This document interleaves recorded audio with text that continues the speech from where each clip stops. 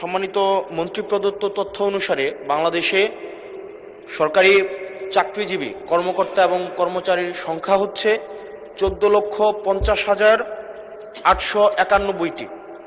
এই 14,50,891টি পরিবারের সর্বশেষ বেতন বৃদ্ধি হয়েছে 2015 সালে, আর বর্তমান হচ্ছে 2026 সাল।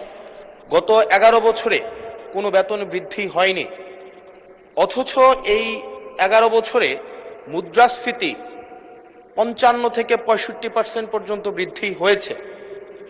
মাননীয় মন্ত্রী মহোদয়ের কাছে প্রশ্ন, এই 14,50,891টি যে পরিবার রয়েছে, প্রথম শ্রেণী থেকে চতুর্থ শ্রেণী কর্মকর্তা এবং কর্মচারীদের সরকারি তাদের বেতন বৃদ্ধির জন্য, যদি এটি আপনার মন্ত্রণালয়ের না, আপনারা অর্থ মন্ত্রণালয়ে তাদের বেতন বৃদ্ধির জন্য কোনো প্রস্তাব পাঠাবেন কিনা, এবং এই নিয়ে বর্তমানে আপনাদের প্রণীত যে নীতিটি রয়েছে সেটি আমরা জানতে চাচ্ছি।